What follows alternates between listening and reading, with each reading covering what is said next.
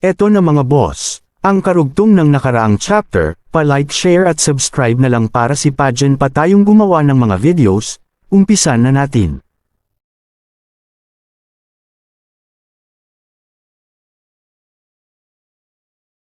Hush! Nagtagpo ang matalim na tingin ni Zufan at ang mga mata ni Bailey. Sa isang iglap, nanginig ang puso ng Thunder Sword King. Isang matinding panganib ang kanyang naramdaman. Pakiramdam niya, ang binatang nasa kanyang harapan ay may kakayahang patayin siya. Paano nangyari ito? Bulong niya sa isip. Malakas na siya pero nasa soul harmony stage lamang. Bakit pakiramdam ko ay nasa bingit ako ng kamatayan? Napatingin si Bailey sa koronang prinsipeng isang braso na lamang ang natitira. Lalong bumigat ang kanyang kalooban. Hindi ito lakas ng isang ordinaryong soul harmony cultivator. Kung hindi ako dumating sa tamang oras, matagal nang patay ang koronang prinsipe. Muli niyang itinuon ang tingin kay Zufan. Magulo ang kanyang isip. Malaking pagkakamali ang impormasyong ibinigay ni Yuyu. Hindi siya hambog o mayabang lamang. Isa siyang taong hindi mabasa at napakahirap harapin. Bahagyang kumunot ang noo ni Bailey. Tahimik lamang siyang nakatayo. Ganoon din si Zufan. Pareho silang hindi gumagalaw. Samantala, dahil sa mga tableta ni Zufan, unti-unting nakarecover sina Wu Qingqiu at ang iba pa. Kaya na nilang kumilos. Agad nilang inakay si Chu Qingcheng at nagsimulang umatras palayo sa mapanganib na lugar. Ngunit, walang nakatitiyak kung kaya nga bang labanan ni Zufan ang isang tunay na Sword King. Ang mga Sword King ang pinakamalalakas na nilalang sa Central Area. Kapantay sila ni Murong Li at Aoyang Lingshan. Maaaring pinatunayan na ni Zufan na siya ang pinakamalakas na disipulo sa buong mundo. Madali rin niyang nilupig ang 10 prinsipe ng Sword Star Empire. Ngunit, isa pa rin siyang disipulo. Malayo pa ang agwat niya sa mga veteranong Sword King. Sa tingin ng lahat, halos imposibleng makaligtas laban sa isa sa kanila. Habang nakikita nilang matatag na nakatayo si Zufan, lalong nababalot ng pag-aalala ang kanilang mga puso. Napaluha si Shuiruhua. Naalala niya ang nakaraan. Noong ipinag-utos ni Zufan na mauna silang tumakas habang siya lamang ang humarang sa 500 humahabol sa kanila. Halos ikamatay niya noon ang laban na yon. Mahigpit niyang niyakap si Chu Qingcheng. Qingcheng ni. Parang inuulit na naman ang araw na yon. Sana ni. Sa pagkakataong ito, hindi na siya mawala muli. Biglang sumigaw si Zufan nang mapansing hindi pa rin umaalis ang grupo. Bakit nakatayo pa kayo riyan? Umalis na kayo! Humakbang si Ouyang Changqing at taimtim na nag-cup fists. Brother Zhu, iniligtas mo ang aming buhay. Hinding-hindi ko malilimutan ang utang na loob na ito. Ngayon ay haharap ka sa isang napakalakas na kalaban. Hindi kita hahayaang lumaban ng mag-isa. Hindi ako duwag. Maaaring wala kaming gaanong maitutulong pero maaari kaming lumaban at mamatay kasama mo. Huwag kang mag-alala. Nasa likod mo kami. Napapikit si Zufan at halos mapamura. May diferensya ba ang utak mo? Alam mo nang wala kang maitutulong. Anong silbi ng pananatili mo rito? Inutusan kitang dalhin si Qingcheng sa ligtas na lugar. Iyon ang tanging maitutulong mo sa akin. Bakit ka sasama pang mamatay? At kung mamatay tayong lahat, sino ang mag-aalaga sa asawa ko? Biglang natauhan si Ouyang Changqing. Tama. Brother Zhu, huwag kang mag-alala. Hindi ako katulad ni Yelin. Matutupad ko ang ipinagkatiwala mo. Hinding-hindi kita bibigyan. Agad namang sumimangot si Yelin. Anong ibig mong sabihin na hindi ka katulad ko? Mabilis na sagot ni Ouyang Changqing. Ipinagkatiwala sa iyo ni Brother Zhu ang kanyang asawa. Anong nangyari? Nabihag pa siya ng kalaban. Wala kang nagawang tama. Hindi ako kasing walang silbi mo. Napairap si Yelin. Ikaw pa talaga ang nagsasalita. Kung hindi mo kami pinigilan, matagal na sanang nakalayo si sister-in-law. Hindi sana siya na hostage. Huwag mo akong sisihin. Ganting sagot ni Ouyang Changqing. Kung nakita kita hindi ba't mahahanap din kayo ng mga prinsipe? Ikaw kasi Bago pa matapos ang kanyang sasabihin, Nagsimula na naman silang mag-away. Napakapit si Zufan sa kanyang noo. Bakit ba tuwing magkasama ang dalawang ito? Laging nauwi sa pagtatalo. Mag-isa man silang maayos. Kapag nagsama, lahat ng bagay ay nasisira. Biglang tumawa si Beili Jingshan. Hahaha. Huwag niyong isipin na makakatakas pa kayo. Thunder Sword King. Umatake ka na. Pagkatapos ay itinuro niya si Zufan at ang grupo. Patayin silang lahat. Irekomenda kita mismo sa Patriarch. Biglang natahimik ang buong paligid. Napatingin ang lahat kay Baili Yulei. Maging si Zufan ay naging seryoso. Tahimik niyang pinag-iisipan ang susunod na hakbang. Ngunit, hindi pa rin gumagalaw si Baili Yulei. Nagtaka si Baili Jingshan. Thunder Sword King Siya ang kriminal na gustong ipapatay ng Patriarch. Bakit nag-aalinlangan ka ngayon? Karaniwan ay ikaw pa ang unang sumusugod. Napakamot lamang ng ilong si Baili Yulei. Lalong nagtaka ang koronang prinsipe. Sa sandaling iyon. Hush! May isa pang tao ang dumating. Si Baili Yuyu. Ikaw, Li. Bulalas ni Ouyang Changqing. Ngunit nang makita niyang nananatiling tahimik si Zufan, napaisip siya. Brother Zhu, hindi ba't kasama natin siya noon? Bakit nasa panig na siya ng Sword Star Empire? Hindi sumagot si Zufan. Noon pa man ay sa mga pinuno lamang niya ipinaliwanag ang tunay na pagkakakilanlan ni Baili Yuyu bilang Frigid Rain Sword King. Hindi iyon alam ni Ouyang Changqing. Nagpakawala ng mahinang buntong hininga si Baili Yulei. Sa wakas ay nakahanap siya ng dahilan. Koronang prinsipe. Malubha ang iyong sugat. Mas mabuting umatras muna tayo. Ihahatid kita sa ligtas na lugar. Tutali. Hayaan na nating si Yuyu ang tumanggap ng gantimpala. Hindi rin maganda ang pakikitungo ng Patriarch sa kanya nitong mga nakaraan. Napangiti si Baili Jingshan. Ganoon pala. Pinoprotektahan mo si Frigid Rain Sword King. CJ. Hayaan mong siya ang makakuha ng papuri. Pero gusto ko pa ring makita kung paano niya pupugutan ng ulo si Zufan. Nagkatinginan sina Baili Yuyu at Baili Yulei. Pagkatapos ay nagsalita si Baili Yuyu. Koronang prinsipe. Isa kang napakahalagang talento ng Patriarch. Mas mahalaga ang iyong kaligtasan. Hayaan mo na sa akin si Zufan. Brother Yuli. Dalhin mo na agad ang koronang prinsipe. Tumango si Baili Yulei. Ngunit mariing umiling si Baili Jingshan. Hindi. Hindi ako mapapanatag hanggat hindi ko nakikitang namamatay si Zufan. Kailangan kong makita siyang madurog. Bahagyang sumimangot si Baili Yuyu. Your Highness.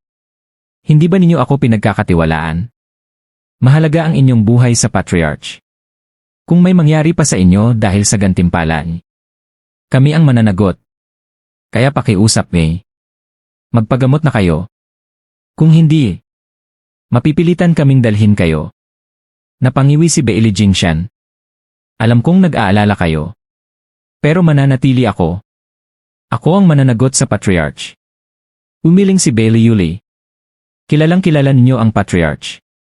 Hindi sapat ang basta pag ako ng kasalanan. Huwag ninyo kaming pahirapan pa.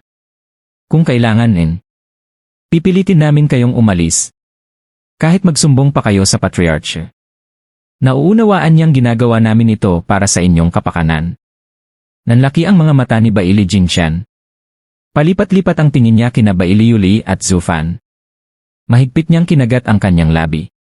Hindi ko nasasabihin ang gusto kong sabihin. Pare-pareho tayong haligi ng Baili clan. Ayaw kong magkaroon ng alitan.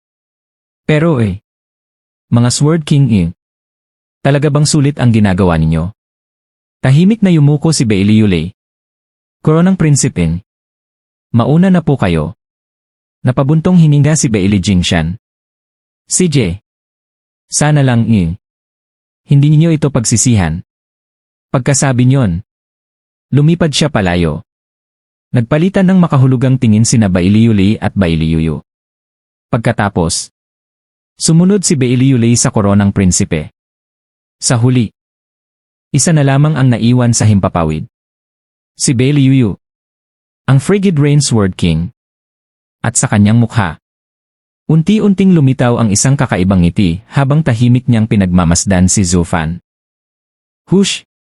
Marahang lumapag si Bailiyuyu, tila isang malamig na simoy ng hangin. Nanatiling malamig ang kanyang mga mata habang diretsyo siyang lumalapit kay Zufan. Napaatras naman ng isang hakbang ang iba. Punong-puno sila ng pag-aalala. Matagal ding nakasama ni Bailiyuyu si Zufan. Ngunit, wala ni isa sa kanila ang nakaalam kung ano ba talaga ang nangyari sa pagitan ng dalawa. Kaibigan ba siya? O kaaway? Hindi nila mabasa ang malamig na tingin ng Frigid Rain Sword King. Lalong lumalim ang kanilang kaba. Saang panig ba talaga siya? Napabuntong hininga si Zufan. Isang bahagyang ngiti ang sumilay sa kanyang labi habang tinitingnan ang papalapit na si Bailiyuyu. Hindi ko inaasahang ikaw pa ang pipiliing tumulong sa akin sa pagkakataong ito. Huminto si Bailiyuyu. Matalim siyang tumitig kay Zufan. Bulag ka ba? Kailan pa ako pumanig sa'yo? Ile! Napakayabang mo. Bahagyang namula ang kanyang mga pisngi. Ngunit nanatiling nag-aapoy sa galit ang kanyang mga mata. Utos ng Patriarch na kunin ang walang kwenta mong buhay. Iyon ang ipinunta ko rito. Nanginig ang puso ng lahat. Mas lalo silang kinabahan. Ngunit umiling lamang si Zufan. Kung totoo yan, matagal mo na sana akong pinatay. Hindi mo sana pinilit na paalisin ang koronang prinsipe. At sakali, ang kapatid mong si Bailiyule, napakatapat niyang Sword King. Alam niyang sumusuway siya kay Bailiyu Chen. Pero tinulungan ka pa rin niyang iligtas ako.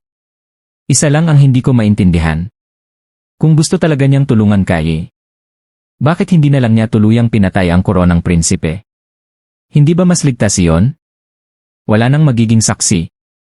Napabuntong hininga si Bailiyuyu. Si Brother Yuli, mukha lamang siyang mabagsik. Pero siya ang pinakamabait sa aming mga Sword King.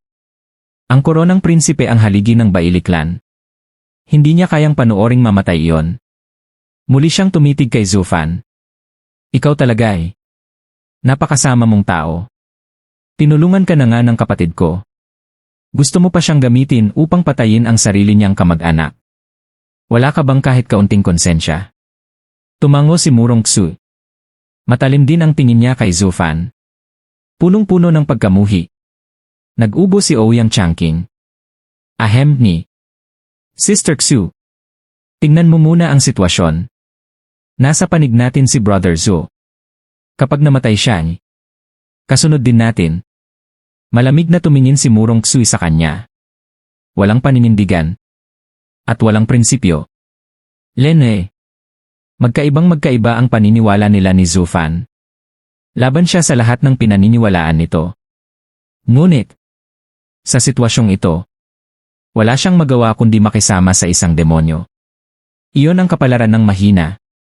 Ang tanging magagawa niya ay huwag hayaang madungisan ang sarili ng kasamaan.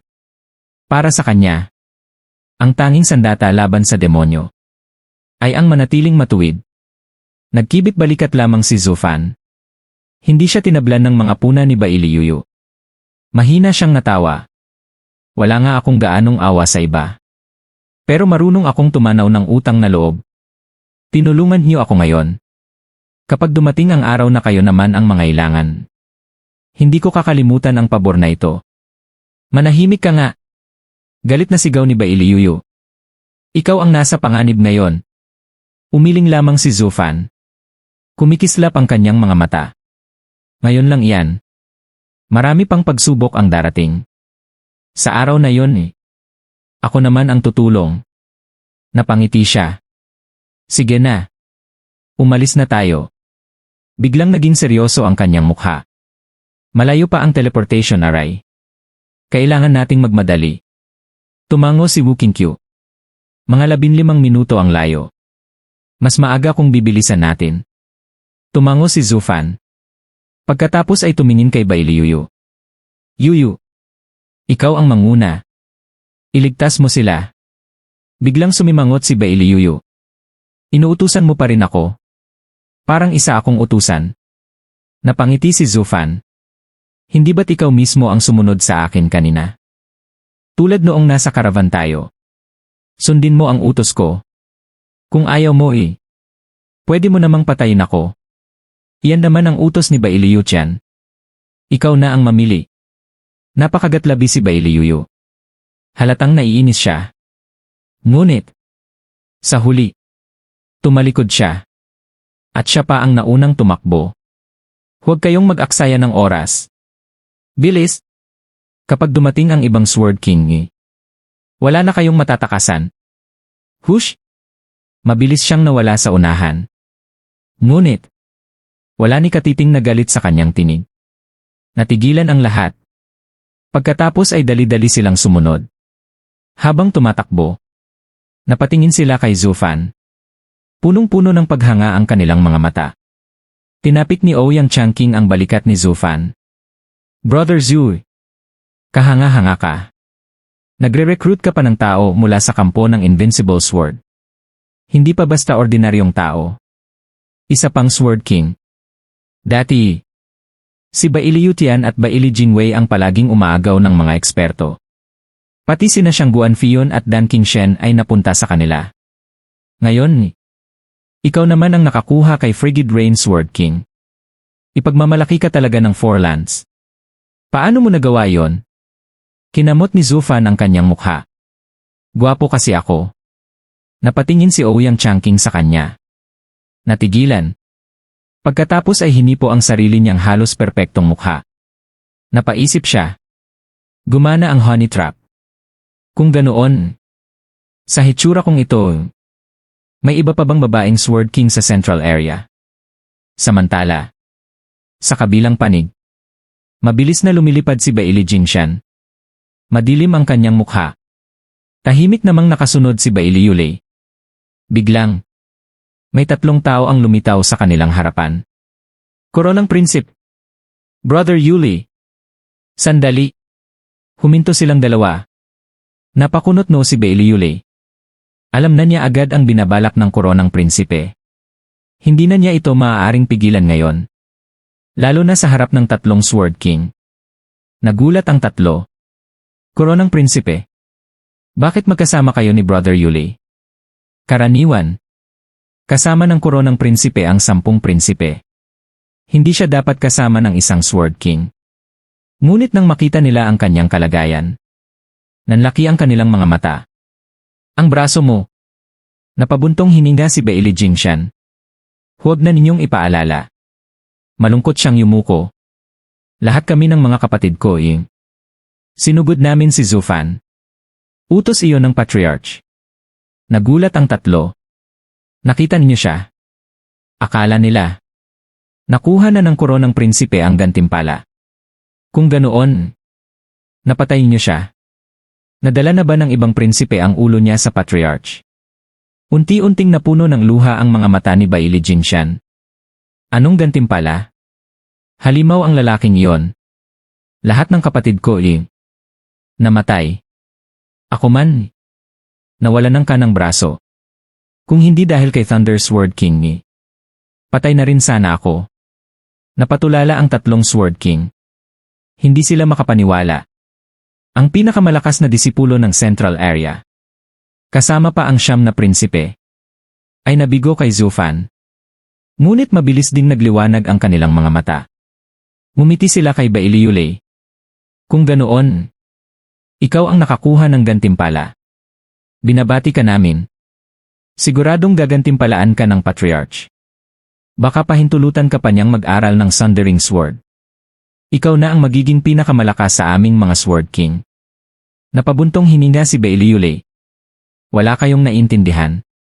Ngunit sumingit si Baili Jingshan. Hindi. Mas inuna ni Thunder Sword King ang kaligtasan ko. Isinuko niya ang gantimpala. Napatingin ang 3. Kung ganoon, sino ang hahabol kay Zufan? Isang mapanlinlang na ngiti ang lumitaw sa mukha ni Baili Jingshan. Itinuro niya ang direksyong pinuntahan ni Baili Yuyu. Naroon si Frigid Rain Sword King. Siya ang hahabol. Pero matagal na niyang nakasama ang batang iyon. Sigurado akong hindi niya agad papatayin. Marahil pinaglalaruan pa niya. Hindi na niya kailangang tapusin ang kanyang sasabihin. Nagkatinginan ang 3 Sword King. Tumango sila. Naiintindihan na namin. Pupunta kami roon ngayon din. Hindi na sila nag-aksaya ng oras. Mabilis silang lumipad sa direksyong itinuro ng koronang prinsipe. Ngumisi si Bailey Jingshan. Punong-puno ng panlilibak ang kanyang mukha. Thunder Sword King Ngayon pwede mo na akong bantayan. Hahaha. Wala nang nagawa si Bailey Yulei kundi mapabuntong hininga. Sa kaibuturan ng kanyang puso ay tahimik siyang nagdasal. Yuyuri. Hanggang dito na lang ang maitutulong ko. Hindi na mapipigilan ng tatlong iyon ang gantimpalang nasa harapan nila. Ikaw na ang bahala sa sarili mo. Kung pipiliin mong talikuran ang Bailey clan para sa batang iyon wala nang sinuman ang makakatulong sa'yo. Bilisan inyo. Mas mabilis pa. Ano kayo, mga kuhol? Gumalaw kayo. Parang isang mabagsik na amo si Bailey Yuyu na humahampas ng latigo. Habang tumatakbo sa unahan. Wala siyang tigil sa pagsigaw at pag-utos. Ginagawa naman ng lahat ang kanilang makakaya upang makahabol. Ngunit bukod sa kanilang mga sugat, kailangan pa nilang tiisin ang walang tigil na panenermon ni Bailey Yuyu. Hindi na nakatiis si Ouyang Changqing. Bilang pangunahing disipulo ng Sea Bright Sect, hindi niya kayang lunukin ang ganoong kahihiyan. Ngunit, kahit ganoon, wala rin siyang lakas ng loob na suwayin ang isang Sword King na kapantay ng kanyang ama. Mahinahon siyang nagsalita. You! Sister! Sugatan pa kami. Pwede bang bagalan mo ng kaunti? Subukan mong unawain. Unawain? Biglang sumigaw si Bailey Yuyu. Halos matalsikan siya ng laway nito. Kasalanan niyo ang mga sugat na yan. Mahina kayo. Hindi niyo man lang natalo ang 10 batang iyon. Ano bang ginawa ninyo sa lahat ng taong nagsanay kayo? Mga walang silbi. Basura. Mga uod. Mas lalo pang lumala ang kanyang pang-insulto. Halos wala na siyang ginawa kundi sermunan at laitin ang grupo. Napayuko na lamang si Ouyang Changqing. Hindi na siya muling nagsalita. Sa loob-loob niya. Akala mo ba ganoon kadaling labanan si Bailey Jingshan? Isa siyang halimaw. Ikaw nga, ilang daang taon bago naging Sword King. Kami pa kaya? Bruhang ito. Patuloy pa ring nagmumura si Bailey Yuyu. Mga wode. Mga basura ni. Bilis. Sa kanya. Kahit pananakot o pagmumura. Ayos lang. Basta mapabilis lamang ang kanilang pagtakbo. 15 minuto. Maikli man pakinggan. Ngunit sapat na yon para makahabol ang isang Sword King. At kapag nangyari yon, ano ang gagawin niya? Kung lalaban siya sa kapwa Sword King, tatalikuran niya ang Bailey clan. Habang buhay siyang magiging traitor. Ngunit kung pababayaan naman niya ang mga batang ito, mamatay silang lahat. Lalo na si Zufan. At iyon, ang hindi niya kayang tanggapin. Dahil dito, lalong sumama ang kanyang pakiramdam. At ang lahat ng inis na yon, ay ibinubuhos niya sa grupo. Ngunit, sa tuwing mapapadaan ang kanyang tingin kay Zufan, agad siyang tumatahimik. Nawawala ang kanyang galit. Pagkalampas lamang niya rito, muli na naman siyang nagsisimulang manermon sa iba. Lalong humanga ang lahat kay Zufan. Hindi lang niya napasunod ang isang Sword King ni. Para pa itong sumusunod sa bawat utos niya. Napakagaling ni. Napaisip si Ouyang Changqing. Dahil lang ba talaga sa gwapo siya? Bigla siyang naglabas ng maliit na salamin. Tinitigan niya ang sarili niyang halos perpektong mukha. Hindi naman ako nagpapahuli sa itsuran. Bakit Hindi ganoon ang trato ni sister sa akin. Pak! Bigla siyang nasampal ni Bailey Yuyu. Natulala siya. Anong ginagawa mo? Lalaki ka. Tinitigan mo pa ang mukha mo. Mas maarte ka pa sa babae. Bilis! Lalong nanghina si Ouyang Changqing. Napayuko na lamang siya. Tahimik na tumakbo. Napahagikik ang iba. Umilig na lamang si Zufan. Talagang ipinanganak ang lalaking ito para maging katawa-tawa. Sa mismong sandaling iyon. Hush! Biglang huminto si Bailey Yuyu. Nanlaki ang kanyang mga mata. Seryoso ang kanyang mukha. Napakunot no rin si Zufan. Pagkatapos ay sumigaw. Yuyu! Isama mo sila! Itinuro niya sina Chu Qingcheng at Shui Ruhua. Nagulat si Bai Liuyu. Ikaw? Anong gagawin mo? Umiling si Zufan. Si Qingcheng ni. Ang tanging taong hindi ko kayang bitawan. At bukod sa akin, si Senior Sister Shui lang ang lubos kong pinagkakatiwalaan. Kapag kayo ang kasama niya, mapapanatag ako. Ako naman, pupunta sa North Sea. Mahirap nila akong hanapin doon. Napatingin si Bai Liuyu kay Chu Qingcheng. Mas lalong naging magulo ang kanyang damdamin. Biglang nagsalita si Zufan. Yuyu, tinalikuran mo si Bai Liu Tian para iligtas ako.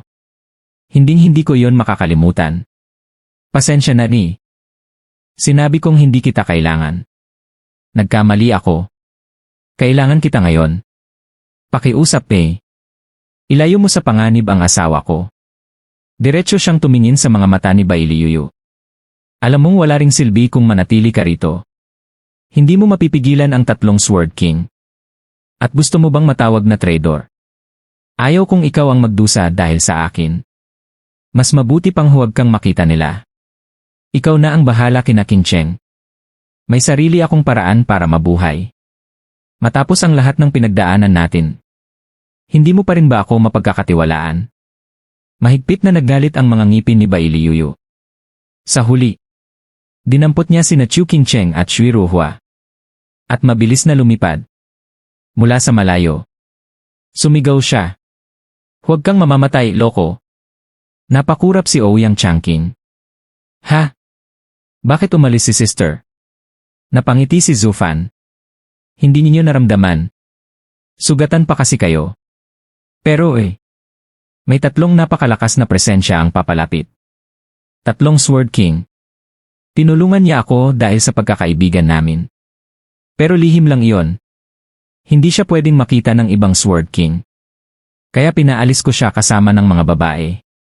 Nanlaki ang mga mata ni Ouyang Changqing. Brother Zhu, paano naman kami? Ngumisi si Zufan. Itinuro ang sarili. Hindi ba nandito ako? Natigilan si Ouyang Changqing. Ikaw, kaya mong labanan ang Sword King? Umiling si Zufan. Mag-isa. Hindi. Pero pinaghandaan ko ang pagpunta rito sa North Area. Kahit si Invincible Sword, may paraan akong harapin. Kumislap ang kanyang mga mata. Tumalikod siya. Tumingala sa langit. Isa pa ako ang pakay nila. Wala nang matatakasan. Hush! Tatlong figura ang lumitaw sa himpapawid. Kasabay nito, bumagsak ang nakakatakot na presyon ng tatlong Sword King. Nanginig ang lahat. Maliban kay Zufan. Nanatili siyang kalmado. May mapanuksong ngiti sa kanyang labi. Kung tama ang hula ko kayo ang Tempest Sword King Cloud Sword King at Infernal Sword King. Natawa ang tatlo. Hahaha. Sir Zhu. Matagal-tagal na rin. Noon maganda ang samahan natin. Ngayon ikaw na ang target namin. Talagang mabilis magbago ang panahon. Magalang pa silang nag-cup hands. Ngunit, kitang-kita sa kanilang mga mata na tinitigan nila si Zufan bilang isang napakalaking gantimpala. Isa sa kanila ang nagtanong, Sir Zhu, naramdaman namin ang aura ni Frigid Rain Sword King. Bakit wala siya rito? Ngumisi si Zufan. Yeah. Ang babaeng iyon? Isang mayabang na tanga. Gusto rin niyang kunin ang ulo ko. Pero pagkatapos kong sugatan, agad siyang tumakas. Hindi ko na siya hinabol. Dahil naramdaman kong paparating na kayo. Nanlaki ang mga mata ng tatlo. Ano? Nasugatan mo si Frigid Rain Sword King? Impossible. Isa ka lang Soul Harmony Cultivator. Nanlait si Zufan. Si Bai Liuyu ba ang nagsabi sa inyo niyan? Tungkol sa lakas ko. Tapos pinaniwalaan niyo agad? Napakunot noo ang tatlo. Ano nang ibig mong sabihin? Ngumisi si Zufan. Akala ba ninyo hindi ko nahalata ang plano ni Bailiyu-chan? Pinagamit niya si Bailiyu para alamin ang tunay kong lakas. Sa tingin ba ninyo ipapakita ko ang lahat ng alas ko sa kanya? Tanga ba ako? Huminto siya sandali. Pagkatapos ay malamig na ngumiti. Hindi pa kanyo alam na halos ubos na ang 10 prinsipe ninyo.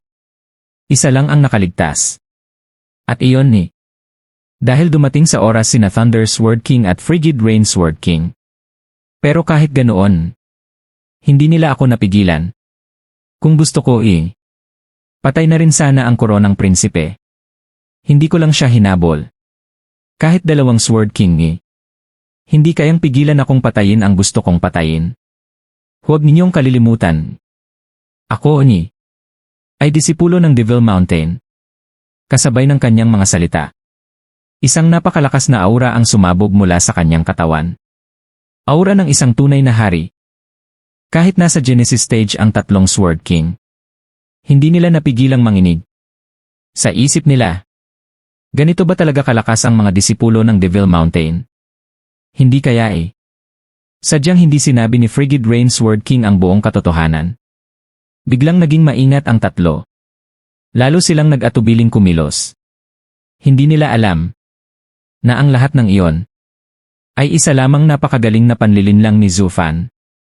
Pinagmukha lamang niyang mas nakakatakot ang sarili. At tuluyan namang nalinlang ang 3 Sword King. Talaga bang mga utak kalamnan ang mga Sword King na ito? Pinaniwalaan nila ang lahat ng sinabi ko. Napangisi si Zufan habang pinagmamasdan ang 3 Sword King na halatang nag-aalinlangan. Puno ng paghanga ang mukha ni Ouyang Changking. Brother Zhu, hindi ko akalaing ganoon ka pala kalakas. Natalo mo pa ang isang Sword King. Si Beili Jingshan nga Parang hindi ka man lang pinagpawisan. Ngayong kasama ka namin Panatag na ang loob namin. Pero paano ka naging mas malakas pa sa isang Sword King gayong magkasing edad lang tayo? Pareho lang naman halos ang mga natanggap nating resources. Bakit napakalaki ng agwat natin? Napakibot ang noo ni Zufan. Sinulyapan niya ang walang muwang na si Ouyang Changking. Brother Aoyang sa tingin mo ano ang pinakamahalagang bagay sa mundo ng cultivation? Agad siyang sumagot. Alam ko iyan. Itinuro sa akin ni Ama. Katapatan. Malakas na umiling si Zufan. Hindi. Panlilin lang. Malakas niyang sigaw. Alam na alam mo kung ano talaga ang nangyari kay Frigid Rain Sword King. Tapos naniwala ka rin sa mga kasinungalingan ko. O baka pareho na rin kayo ng mga Sword King na puro kalamnan na lang ang gamit at hindi utak. Hindi napigilang mapatawa ni Murong Xu. Nang mapansin ang tingin ng lahat. Mabilis siyang nagseryoso. Maging ang iba ay napatawa rin. Biglang natauhan si Ouyang Changking. Ibig sabihin niloko mo lang sila. At naniwala naman sila. Ngumiti si Zufan. Nakadepende yan kung gaano kapanipaniwala ang kasinungalingan. Ang pinakamalaking pagdududa nila. Kung talaga bang umalis na si Frigid Rain Sword King. Hanggat hindi nila nalalaman ang katotohanan. Mananatili ang sitwasyong ito. Muling nagtanong si Ouyang Changking. At pagkatapos, kapag nalaman nila ang totoo, hindi ba mamamatay pa rin tayo? Tumango si Zufan. Tama. Panandalian lang ang planong ito. Pinapahaba ko lang ang oras. Kapag dumating ang tulong matatapos din ang lahat. Napakurap si Ouyang Changking. Tulong? Sino? Bahagyang umiti si Zufan. Malalaman mo rin. Pero kapag hindi siya nagmadali, mabubunyag ang panlilinlang ko. Napakunot no siya. Hindi pa tapos Pero hindi alam ni Ouyang Changking na ang tunay na layunin ni Zufan ay makarating lamang sa North Sea at makuha ang Sea. Wala siyang pakialam. Kahit masunog pa sa digmaan ang buong Central Area at ang Four Lands. Kung gugustuhin niya, kaya niyang makialam at tapusin ang digmaan. Ngunit, hindi iyon ang gusto niya. Noon pa man, May pagkakataon na siyang patayin si Invincible Sword. Ngunit hindi niya ginawa. Kapag bumagsak agad ang central area, lalakayin agad ito ng 4 lands. Hahatiin nila ang lahat ng pakinabang. At wala nang mapupunta kay Zufan. Ang gusto niya ay magpatayan ang 2 panig. Hanggang sa pareho silang maubos. Kapag pareho na silang nanghina, doon siya kikilos. Tulad ng ginawa niya noon sa Luklan. Hindi niya sinisira ang balanse. Sa halip, ginagamit niya yon. Hanggang sa dumating ang tamang panahon, na siya mismo ang aangkin sa lahat. Ngunit, walang sinuman ang nakaalam sa tunay niyang ambisyon. Habang nagkakapatayan ang 2 panig, hindi nila alam na may isang lobo na tahimik lamang na nanonood at naghihintay. Kung malalaman lamang iyon ng 4 Lands Alliance, tiyak na pagsisisihan nila. Sila mismo ang nagpasok ng lobo sa kanilang kampo. At ginawa pa nila itong Grand Marshal. Samantala, pinagpapawisan ang 3 Sword King. Ganap silang nalito sa mga salita ni Zufan. Tumingin ang payat na Sword King sa katabi. Brother Yuyon. Kung talagang malubhan niyang nasugatan si Yuyui, ibig sabihin katumbas niya ang lakas ng 3 Sword King. Kung hindi, hindi sana nakataka si Yuyu. Kahit magsama-sama tayo, baka hindi pa rin natin siya matalo. Tumango si Bailey Yuyon. Kung totoo nga ang sinabi niya, sumabat ang matabang Sword King. Pero tumutugma ang kwento niya sa sinabi ng koronang prinsipe. Ibig sabihin mali ang ulat ni Yuyu. Paanong nasugatan ng ganoon ang koronang prinsipe? Kung Soul Harmony Cultivator lang siya, at wala pa siyang ginamit na bitad, malamang nagulat din si Yuyu sa tunay niyang lakas. Kaya napilitang umatras. Kung hindi, bakit sinabi ng koronang prinsipe na narito si Yuyu? Pero wala naman siya ngayon?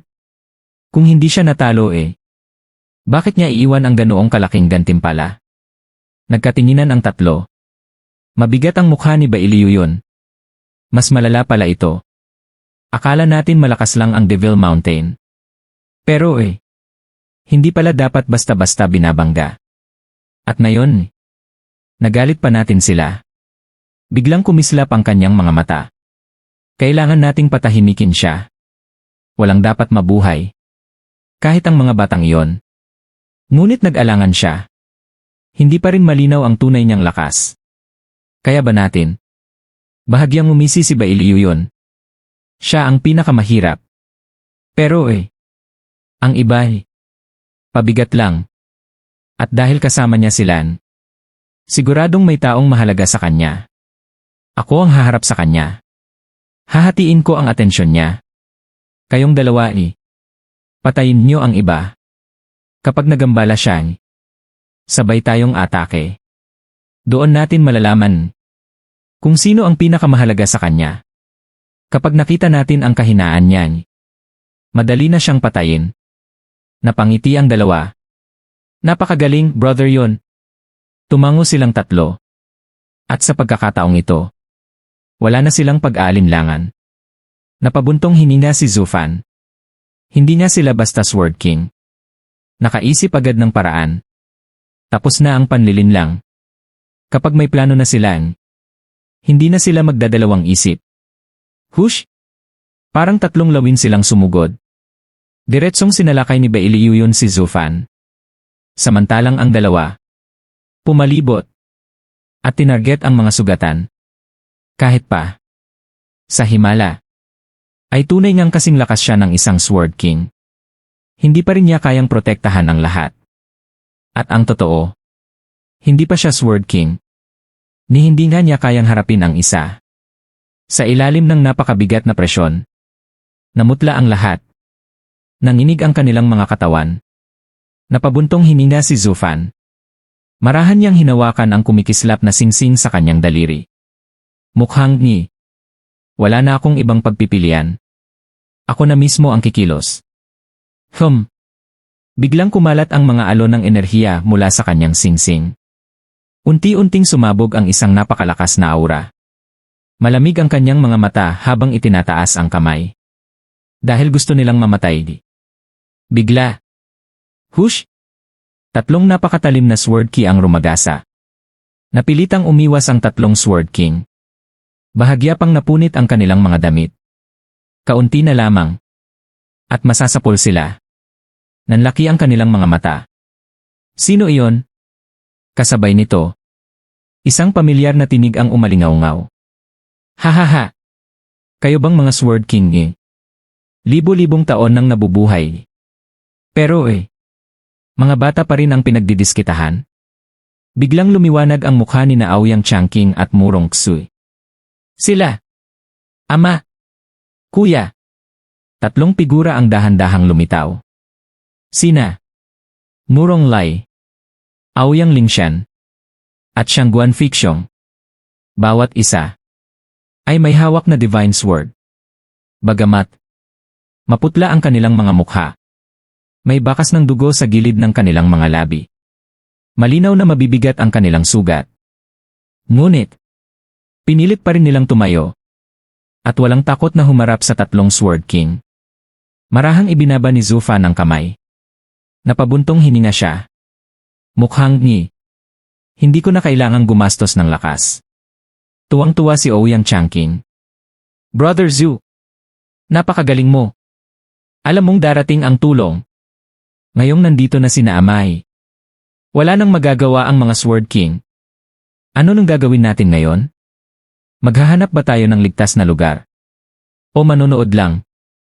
Sa talino mo ano ang pinakamagandang gawin? Sinulyapan siya ni Zufan. Ang hinihintay kong tulong hindi sila.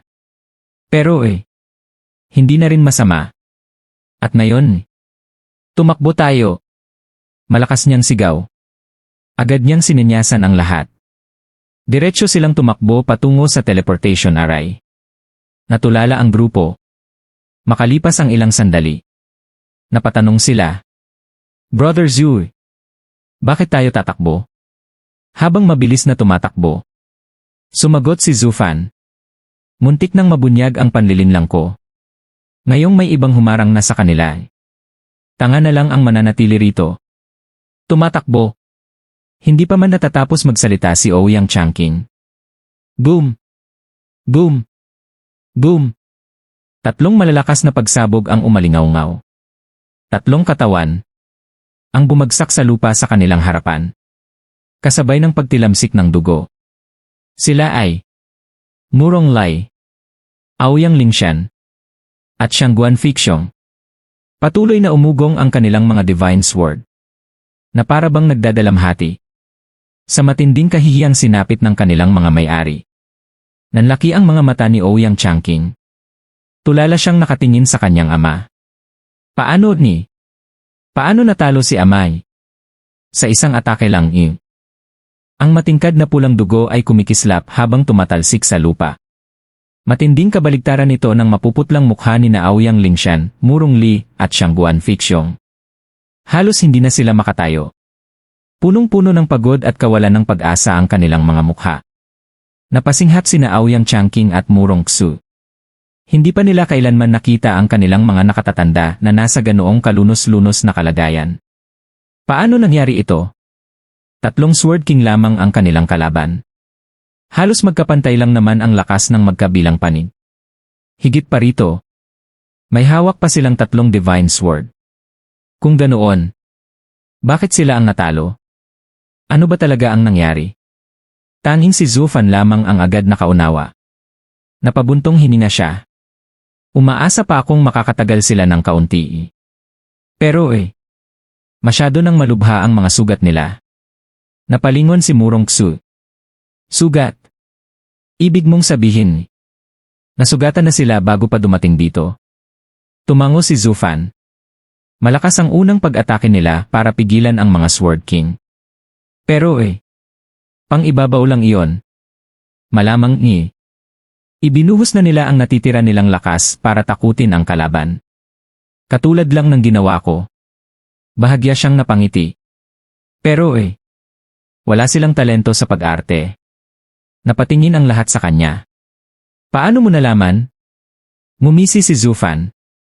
Sinubukan nilang magmukhang kalmado. Pero pinagpawisan na ang kanilang noo. Iyon ang nagbunyag na ubos na ang lakas nila. Kahit sila pa ang pinakamalalakas sa Four Lands. Kahit may hawak pa silang Divine Sword.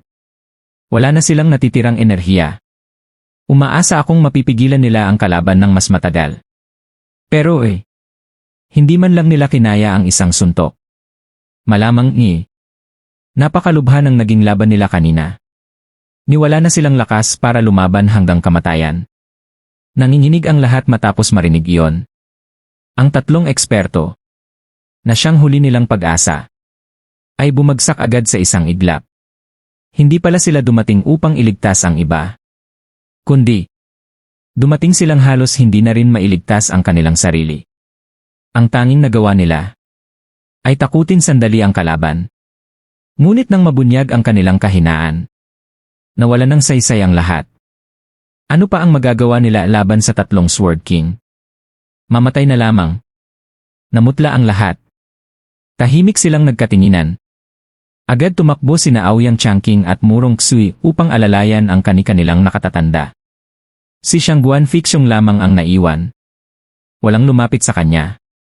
Napasimangot siya. Wala bang tutulong sa matandang ito? Hindi ba't dumating ako rito para iligtas kayong mga bata? Lalong sumama ang kanyang pakiramdam. Biglang, pak! May malaking kamay na dumapo sa kanyang balikat. Paglingon niya, nakita niya ang nakangiting si Zufan. Hahahan! Shangguan Clan Head. Hindi ba sinabi ko na noon? Ang muling pag-unseal ng Soaring Sword. Hindi magdadala ng magandang kapalaran sa'yo. Sa sandaling gamitin mo ito, haharapin mo ang Invincible Sword. At dahil hindi mo siya matatalon, ito ang naging resulta. Kung hindi mo sana ginamit ang Soaring Sword, nasa likuran ka lang ngayon bilang commander. Ngayon, nauunawaan mo na ba ang ibig sabihin ng isang pagpapalang nakatago sa malas? Napailing si Shangguan Fixing. Mapait siyang umiti. Sir Zui, tunay ngang napakalayo ng iyong pananaw. Alam kong kahit hawak ko ang Soaring Sword, hindi pa rin ako sapat laban sa matandang halimaw na yon. Pero ito ang dapat gawin ng isang lalaki. Kung kailangan kong ialay ang buhay ko para mabuhay ang Four Lands hinding-hindi ako magsisisi. Napailing si Zufan. Kung ganoon lang sana kadaling patayin ang matandang iyon. Hindi sana kayo ganito katakot sa kanya. Napabuntong hininga si Shangguan Fixing. Alam ko. Nangarap lang ako. Kung nagtagumpay sana ako iyon na ang pinakadakilang karangalan ng buong buhay ko. Mataman siyang tumingin kay Zufan. Sir Zhu. Mula pa noong Central Area hanggang Northern Lands sa tuwing napapahamak ako ikaw ang laging tumutulong sa akin. Hinding-hindi ko malilimutan ang kabutihang ito. Kung makaliligtas ang Shangguan Clan sa digmaang ito anumang hilingin mo sa amin sa hinaharap hindi namin tatanggihan. Napangisi si Zufan. Ipagpaliban mo muna yan. Hintayin muna nating makaligtas talaga ang Shangguan Clan. Pero tandaan mo. Hindi ko nakakalimutan ang mga utang. Huwag kang magsisisi sa huli. Hahahan. Tumawa si Shangguan Fixing. Hindi ako magsisisi. Kahit hingin mo pa ang kamay ng anak kong si Yan. Pumapayag ako. Napairap si Zufan. Teka muna. May asawa na ako. Hindi ko kailangan ng anak mo. Tumawa ang matanda. Ano naman? Ang tunay na lalaki. Hindi lang isa ang babae. Kahit tumutol si Yan. Tatanggapin ka rin niya. Kung tutuusin ikaw lang ang tumulong sa akin ngayon. Para ka na ngang magiging manugang ko Tumigil ka nga.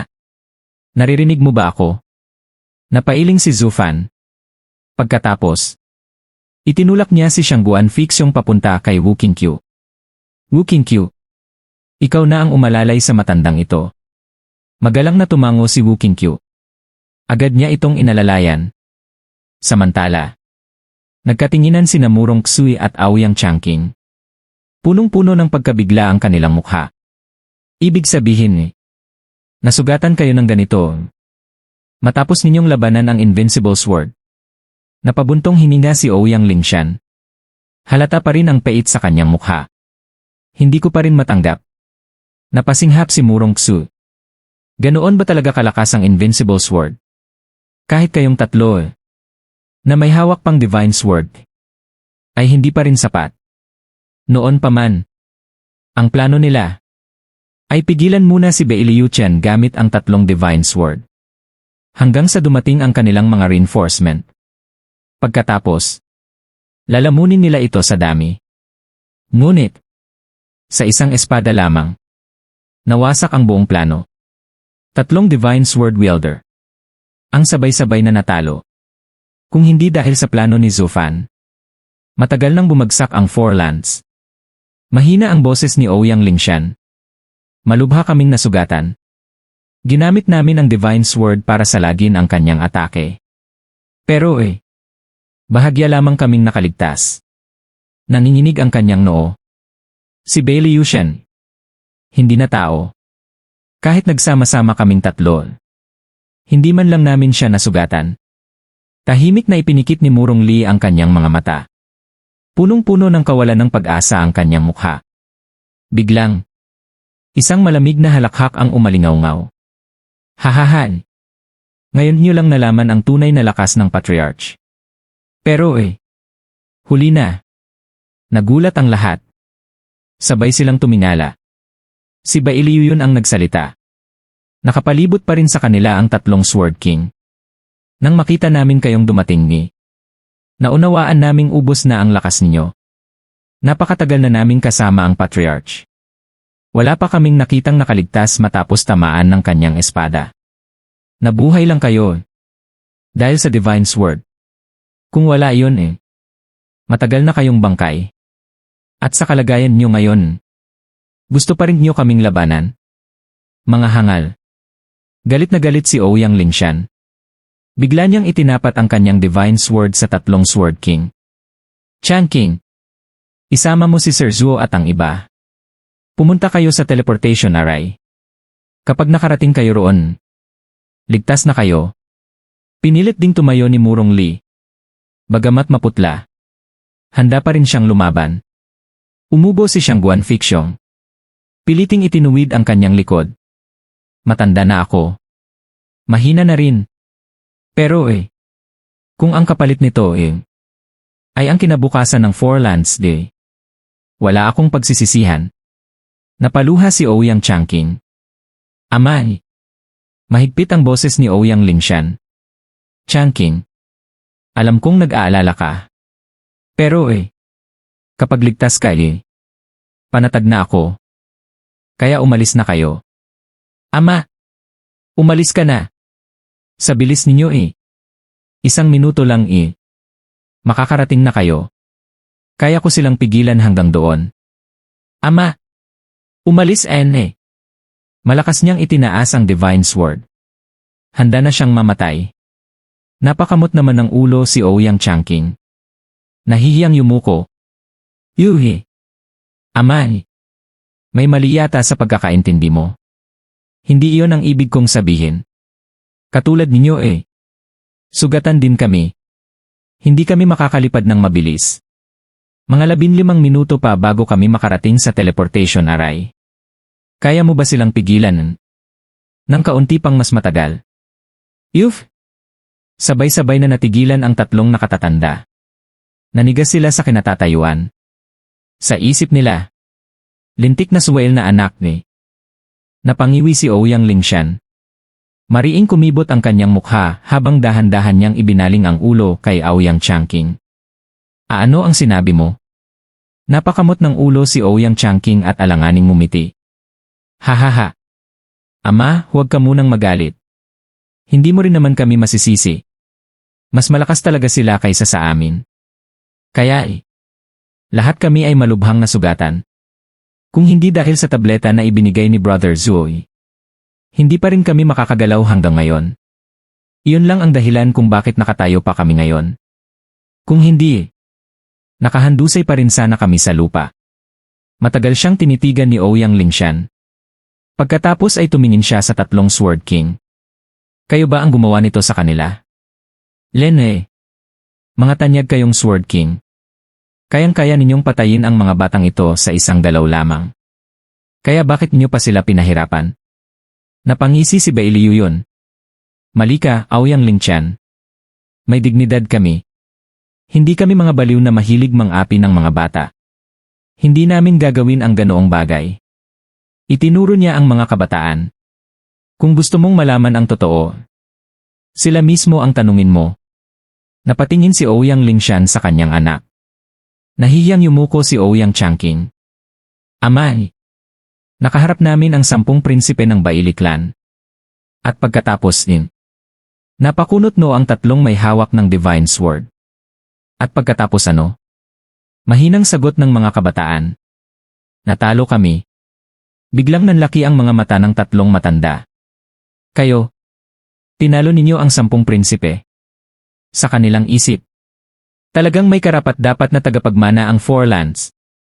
Napabuntong hininga si Ouyang Changqing. Amay. Mali ang pagkaintindi ninyo. Hindi kami ang tumalo sa kanila. Sila ang tumalo sa amin. Parang binuhusan ng malamig na tubig ang tatlong matanda. Mahina ang tinig ni Ouyang Changqing. Napakalakas nila. Lalo na si Baili Jingshan. Kahit nagsanib puwersa kami ni Brother Yelin, hindi niya man lang kami sineryoso. Madali niya kaming dinurog. Ganito rin ang nangyari sa iba. Ang 9 na prinsipe, tig-isang galaw lang bumagsak na silang lahat. Hindi man lang namin sila natamaan. Napayuko siya. Amay. Paano ba nagsanay ang mga halimaw na yon? Parang napakalayo nila sa amin. Nanigas ang tatlong matanda. Mahinang nagsalita si Ouyang Lingshan. Ang mahalikang pamilya ng Sword Star Empire. Talagang walang katapat. Si Bailiu Shen. Dinurog kaming tatlo sa isang espada. At ngayon, kahit ang pinakamahuhusay naming kabataan, hindi rin pala sapat laban sa kanilang mga prinsipe. Mag-ama man. Pareho lamang kaming naging punching buggy. Ang pinakamalalakas ng Four Lands Ano man ang edad walang laban. Napapikit siya. Kahit manalo pa kami sa digmaang ito. Ano ang mangyayari pagkatapos? Paano ang magiging kinabukasan ng ating mga anak? Kahit mamatay pa ang Invincible Sword, may panibagong Invincible Sword na lilitaw sa central area. Unti-unting napuno ng desperasyon ang kanyang mukha. Wala na siyang makita pang pag-asa. Tahimik ding napabuntong hininga si Namurong Li at Shangguan Fixiong. Napakalakas ng Sword Star Empire. Sa bawat henerasyon, may mga halimaw na ipinapanganak. Paulit-ulit nitong dinudurog ang pag-asa ng Four Lands. Kung ganoon, may saysay pa ba ang paglaban? Kung mapatay man nila ang kasalukuyang Invincible Sword, paano naman ang susunod? Biglang umalingaw ang mapangutyang tawa ni Bailiu yun. Hahaha! Ouyang Lingshan. Murong Lai. Kayong mga mangmang. Napakatagal ninyong nagkulong sa cultivation. Naging bulag na kayo sa tunay na nangyayari sa mundo. Punong-puno ng pagmamataas ang kanyang tinig. Ang aming Sword Star Empire. Mas mataas ang talento. Mas malakas. Hindi lamang ang Patriarch at ang 5 Sword King ang kayang durugin kayo. Kahit ang mga kabataan namin. Kayang yurakan ang pinakamagagaling ninyong disipulo. Dahil kami ang pinakamakapangyarihang angkan sa buong mundo. Mas mataas kami sa inyo sa lahat ng aspeto. Ang patuloy ninyong paglaban, wala nang ibang maidudulot, kundi ang pahabain lamang ang inyong paghihirap. Tingnan niyo ang anak mo. Iyan ang patunay. Kahit lumaban pa kayo ng 10 taon, 100 taon, o 1,000 taon, wala pa rin kayong pag-asang manalo. Nanghina ang tatlong eksperto. Unti-unting bumaba ang kanilang mga ulo. Halos mahulog pa ang Divine Sword sa kanilang mga kamay. Tuluyan nang nawasak ang kanilang kumpiyansa. Lalong umisi ang tatlong Sword King. Bullshit! Biglang sumigaw si Ouyang Changqing. Hindi niya kayang panoorin ang kanyang ama sa ganoong kalagayan. Mabilis siyang lumapit kay Zufan. Pagkatapos ay itinuro ang tatlong Sword King. Anong pinakamakapangyarihang angkan? Kalokohan lang iyan.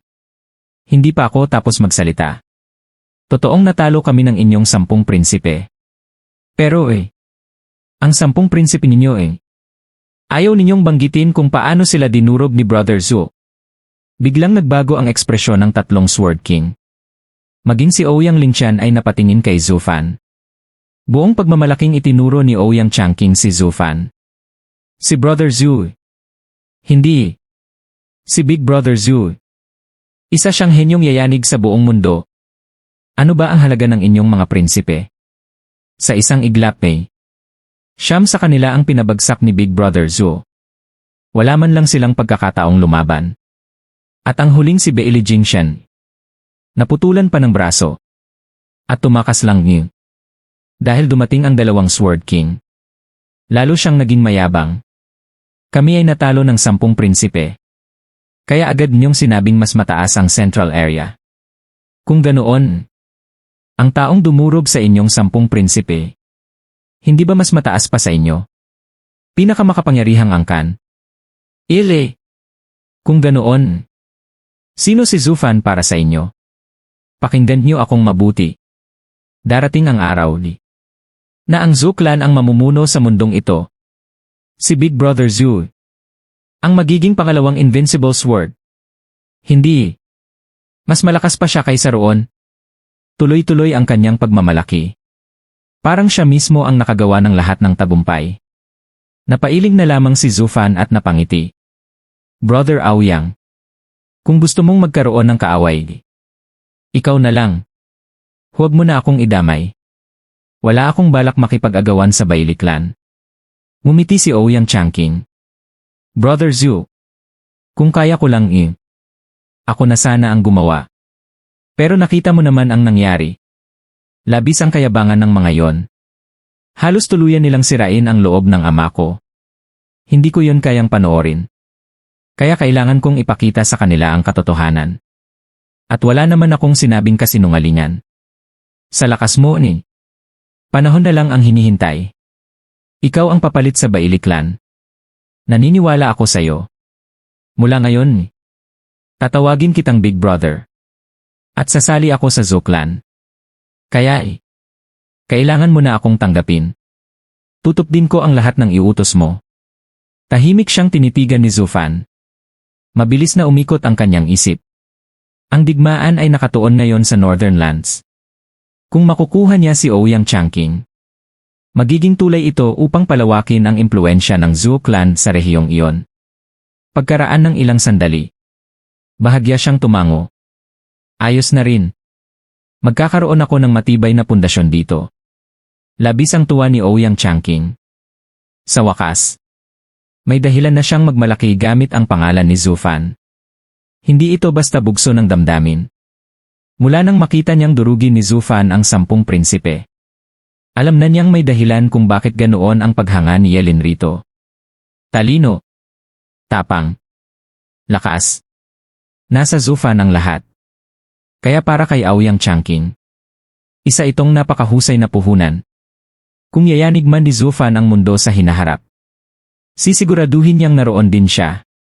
Napatingin si Ouyang Lingshan kay Zhu Fan. Unti-unting muling nabuhay ang pag-asa sa kanyang puso. Hindi pala walang hanggan ang paghahari ng Beili Clan. Darating ang taong papalit sa kanila. At ang taong iyon ay si Zhu Fan. Samantala, tahimik na tumango ang tatlong Sword King. Hindi masama ang sinabi ng batang iyon. Kung ang Central Area ay mas mataas kaysa Four Lands ang disipulo ng Devil Mountain ay lampas pa sa mundong ito. Kahit kami nangingimi sa kanya. Kaya hindi namin siya hahayaang lumakas pa. Patayin siya. Sigaw ni Beili Yuyun.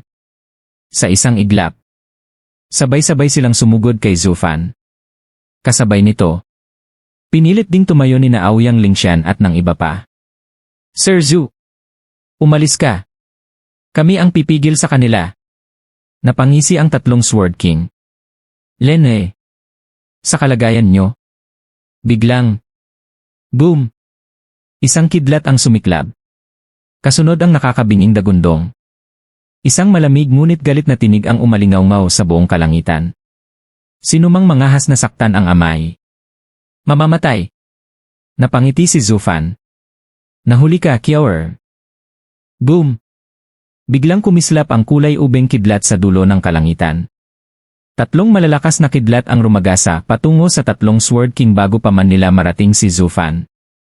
Napilitan silang iwasiwas ang kanilang mga kamay upang harangin ang mga kidlat.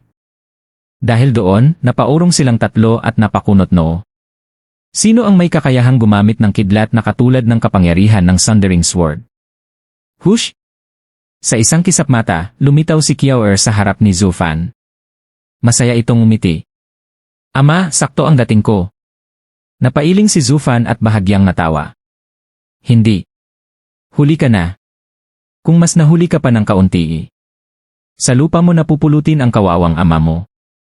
Napangisi si Kyawer. Hindi mangyayari yon. Marami kang nakatagong alas, ama. Hindi ka nila kayang galawin. Napailing si Zufan. Sino ang makakapagsabi? Baka napakakuripot ko at hindi ko gamitin ang mga yon. Kailangan pa nating makarating sa North Sea. Ang mga alas na iyon ay para lamang sa oras na wala na talagang ibang paraan. Hahahan. Napangiwi si Kyawer at kumunot ang kanyang maliit na ilong. Ang kuripot mo talaga, ama. Habang nag-uusap ng masaya ang mag-ama. Nakatulala naman ang lahat. Biglang natauhan si Ouyang Changqing. Shani. Big Brother Zhu. Ang munting binibini. Ano? Yung batang sumingit kanina. Hindi ba? Ilang taon na ba siya? Napasinghap ang lahat. Hindi sila makapaniwala habang nakatingin kay Kyawer. Mukha lamang itong 6 na taong gulang. Ngunit ang tatlong kidlat na pinakawalan nito ay may lakas na halos katumbas ng isang soul harmony expert sa ruwok ng antas. Kung ganoong lakas ang taglay ng isang kabataang disipulo. Isa na yung pambihirang henyo. Ngunit, 6 na taong gulang pa lamang. Ano ba ang nangyayari sa mundong ito? Maging ang grupo ni Ouyang Lingtian ay hindi makapaniwala. Noon pa man ay nakita na nilang kasama ni Zufan ang batang babae. Ngunit hindi nila ito pinansin. Akala nila'y isa lamang itong ordinaryong bata. Ngayon lamang nila napagtanto na isa pala itong tunay na halimaw. Lahat ba ng nasa paligid ni Zufan ay mga halimaw? Si Shangguan Fixyong ang lalong nabigla. Naalala niya ang batang lalaki na kasama noon ni Zufan sa Central Area. Ang batang iyon na isang suntok lamang ay napadugo si Shangguan Fion. At ngayon, may isa na namang batang babae. Ang Zhu clan ba ay pugad ng mga halimaw? Punong-puno ng pagkabigla ang mga tingin nila kay Zufan. Bahagya lamang siyang kumaway. Hindi na niya sinagot ang tanong ni Ouyang Changqing. Kyawer, ngayong nandito ka na ni. Panatag na ako. Ikaw na ang bahala sa tatlong Sword King. Huwag mo silang hayaang makahabol. At mag-ingat. Salungat ang kanilang kapangyarihan sa iyo. Huwag mong salubungin ang Sundering Sword Art nila. Tumango si Kyawer. Huwag kang mag-alala, ama. Alam ko. Humakbang siya pasulong. Humahampas ang kanyang kambal na ponytail habang buong kayabangang tumingin sa tatlong Sword King. Sabi ni ama ni, hindi kayo makakalampas sa akin. Maliban na lang kung gusto ninyong mamatay. Mabait ako. Pinahahalagahan ko ang buhay. Kaya bibigyan ko kayo ng pagkakataon. Kapag hindi kayo gumalaw, mas matagal pa kayong mabubuhay. Dong. Parang sabay-sabay na hinampas ang isip ng lahat. Hindi nila maunawaan kung paano naging ganoon kayabang ang isang 6 na taong gulang na bata. Pagkatapos, napagtanto nila. Tulad niya ng ama ganoon din ang anak. Pareho silang ubod ng yabang. Kasunod noon, isa pang naisip nila. Nababaliw ba ang batang ito? Isa siyang himala. 6 na taong gulang pa lamang ngunit nasa soul harmony stage na. Ngunit, kahit gaano pa siya kahusay, hindi siya maaaring maging katapat ng tatlong Sword King. Sayang. Napakalaking kawalan sa mundo kung mamamatay ang ganoong henyo. Habang nakatingin sila sa munting si Kyawer, napailing sina Ouyang Lingtian at ang iba pa. Lahat sila ay sinisi si Zufan. Maiintindihan naming padalos-dalos ang isang bata. Pero ikaw, isa kang ama. Paano mo nagagawang ipadala ang sarili mong anak upang mamatay?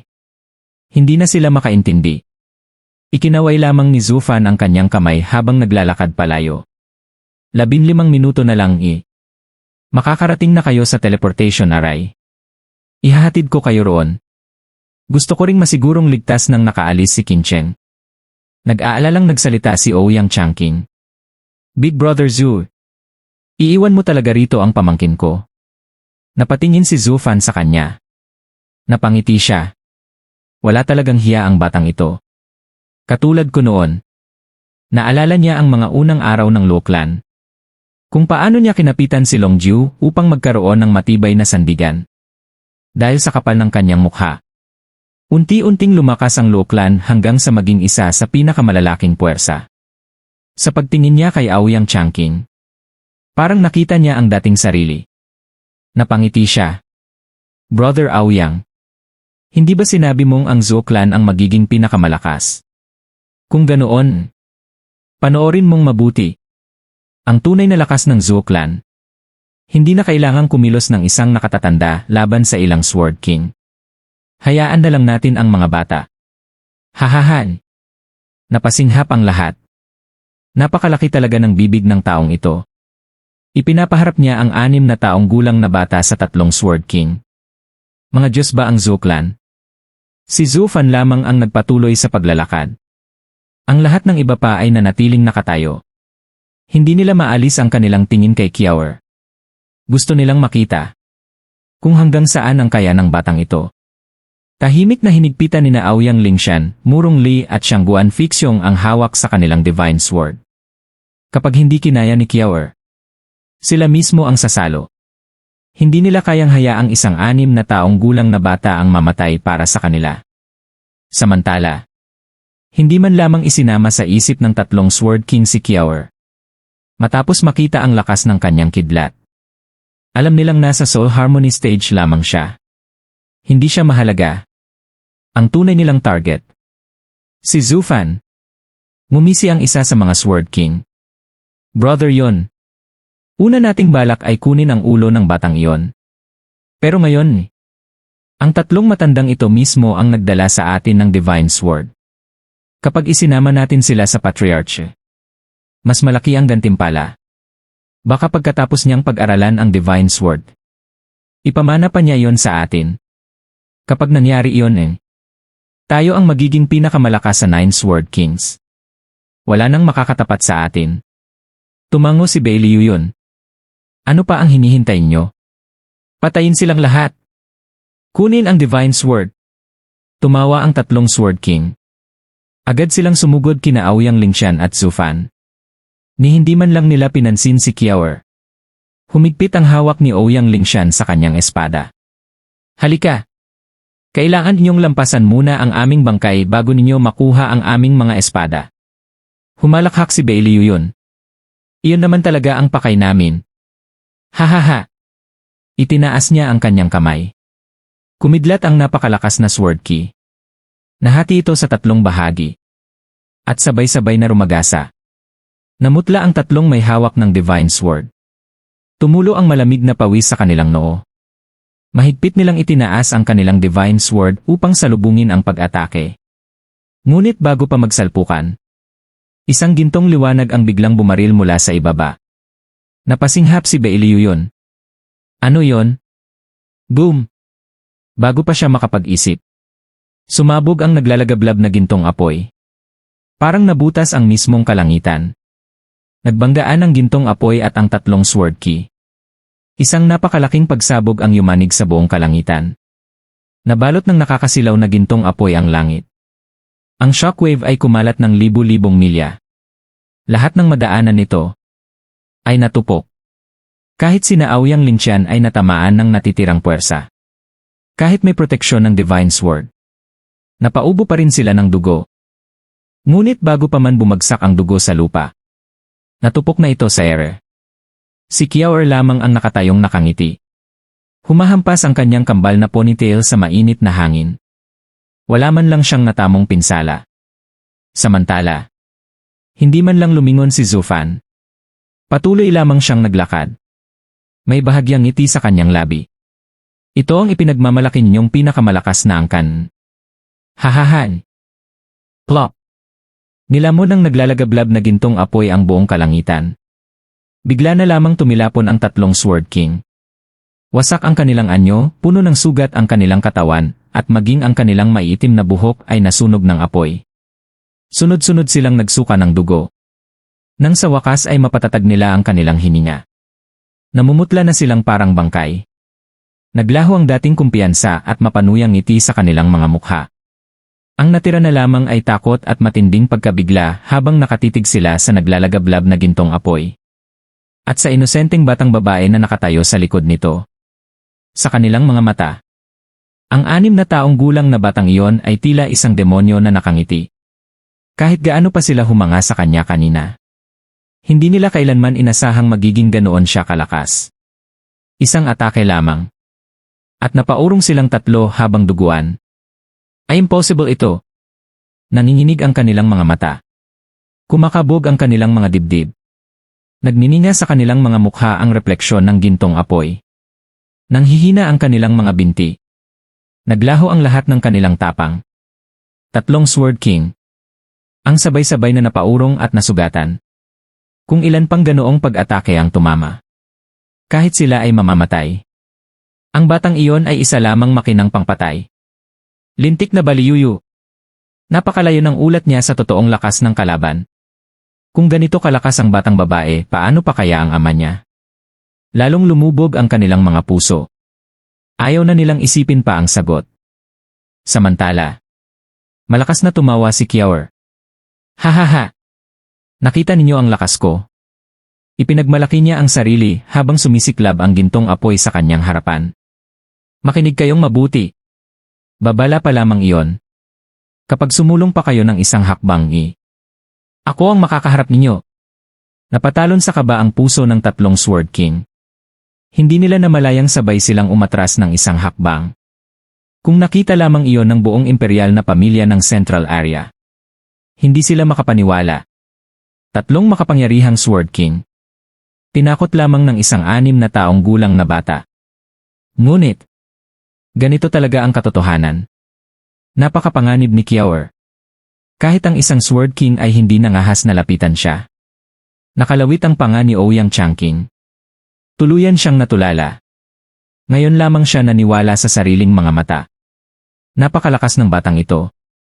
Bawat pag-atake niya ay kayang magpabagsak ng Sword King. Matagal bago siya natauhan. Lumingon siya kay Zufan. Big Brother Zhu. Ganyan ba talaga ang lahat sa Zhou clan? Ano ba ang pinapakain niyo sa isa't isa para maging mga halimaw kayo? Napangiti si Zufan. Hindi halimaw. Kundi ang pinakamalakas na angkan. Hindi ba yon ang sinabi mo? Brother Aoyang Ikaw mismo ang nagsabing pinakamalakas ang Zhou clan. Ayaw kong magmayabang. Pero kung minsan kailangan ding patunayan ang sarili. Kung hindi iisipin lang ng iba na puro yabang ang sinasabi mo. Hahahan. Hayaan mo na si Kiaor. Mas mabuti pang alagaan mo ang ama mo. Umalis na kayo rito. Hindi ligtas ang lugar na ito. Patuloy lamang siyang naglakad. Tuwid ang kanyang likod. Punong-puno ng dignidad. Napabuntong hininga si Ouyang Changqing. Tama talaga ang pustahan ko. Napakalupit ng Zhou clan. Kapag nakapasok ako roon, sigurado ang kinabukasan ko. Hahahan. Ang galing talaga ng mata ko sa tao. Bigla siyang natigilan. Ay! Si ama! Noon lamang niya naalala na ang tatlong nakatatanda ay tinangay ng pagsabog. Sa sobrang pagkabigla sa lakas ni Kiaor, nakalimutan niya ang lahat. Samantala, nakahandusay pa rin sa nagbabagang lupa sina Aoyang Lingshan, Murong Li, at Shangguan Fixiong. Hindi man lamang nila alintana ang sarili nilang mga sugat. Nakatulala lamang sila kay Kiaor. Gaya ng tatlong Sword King. Puno rin sila ng pagkabigla. Ngunit higit sa lahat, paghanga. May ganito pala sa mundo. Isang 6 na taong gulang na bata na kayang-kayang. Dad! Hindi ito ang oras para tumulala. Malubha pa ang sugat mo. Gusto ni Big Brother Zhou na umalis na tayo. Tara na. Agad na inalalayan ni Ouyang Changqing ang kanyang ama. Natauhan din ang iba. Tinulungan nilang buhatin sina Murong Li at Shangguan Fixiong. Ngunit ang tatlong matanda, parang wala pa rin sa sarili. Nakatitig lamang sila kay Kiawer. Laging may mas malakas sayo. Ngayon lamang nila tunay na naunawaan ang kahulugan ng kasabihang iyon. Walang tunay na pinakamalakas sa mundong ito. Palaging may mas mataas. Palaging may mas mahusay. Hindi dapat maging mayabang ang tao. Habang papalayo sila, tahimik silang napabuntong hininga. Sila ang kinikilalang pinakamalakas sa kanilang lupain. Sa tingin nila, tanging ang invincible sword lamang ang kanilang tunay na katapat. Unti-unti silang nilamon ng pagmamataas.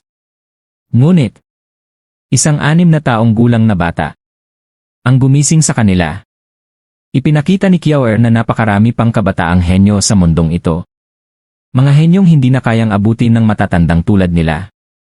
Napalingon sina Wu Qingqiu at ang iba kay Kiawer sa huling pagkakataon. Ngayon lamang nila tuluyang naniwala. Kayang pigilan ng batang iyon ang tatlong Sword King. Kahit naguguluhan at namamangha pa rin sila. Panatag ang loob nila. Hindi na sila nag-atubili.